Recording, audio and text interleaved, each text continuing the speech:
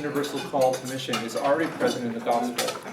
After commissioning the first apostles, we read in the Gospel of Luke, Jesus appointed 70 others and sent them on ahead of him in pairs to every town and place where he himself intended to go.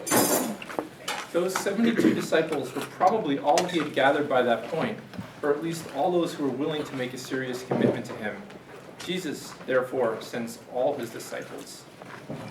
I once met a layman in the United States who, besides being a father of a family and having a profession, also strove intensely to evangelize. He had a great sense of humor, and he often spoke to audiences in such a way that they would roar in laughter, so typical of Americans. Whenever he would go to a new place, he'd start out by saying, quite seriously, 2,500 bishops gathered at the Vatican, and they asked me to come and preach the gospel to you. The people would naturally become curious. He would then explain that the 2,500 bishops were those who had taken part in the Second Vatican Council and had written the decree on the apostolate of the laity, which urges every Christian layperson to participate in the evangelizing mission of the Church. He was perfectly correct in saying, "They asked me." Those words of the council were not spoken as if to the wind, to everyone and no one, but they were personally addressed to each lay Catholic. Today we know that nuclear energy is released from the fission of an atom. An atom of uranium is bombarded and broken in two by a collision of a particle called the neutron. This process releases energy and starts a chain reaction.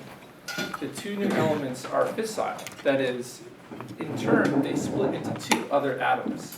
These then split into four and so on until there are billions of atoms, liberating an immense amount of energy.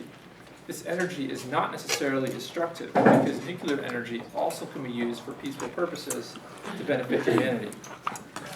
We can use this analogy on a spiritual level to say that the laity are a kind of nuclear energy within the Church.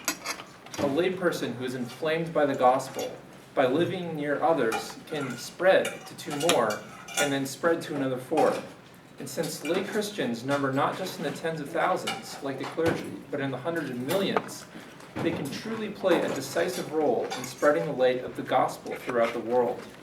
What makes the evangelization of the laity even more praiseworthy is that often it is done freely, by spending money out of their own pockets.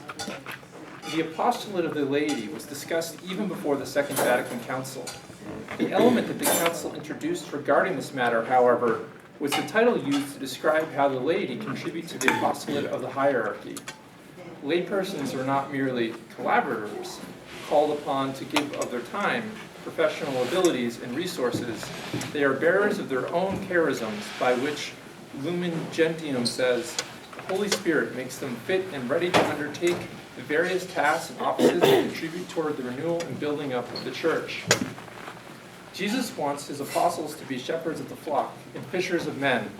For members of the clergy, it is often easier to be pastors and not fishermen. That is, to nourish with the word and sacraments those who have already come to the Church, rather than go out in search of those who are far away and live in the most diverse environments. The parable of the lost sheep is reversed today. 99 sheep have strayed and only one remains in the sheepfold. The danger is that we spend all our time nourishing the remaining one and have no time to impart to the lack of clergy to go out and search for the lost ones. To this end, the contribution of the laity seems providential.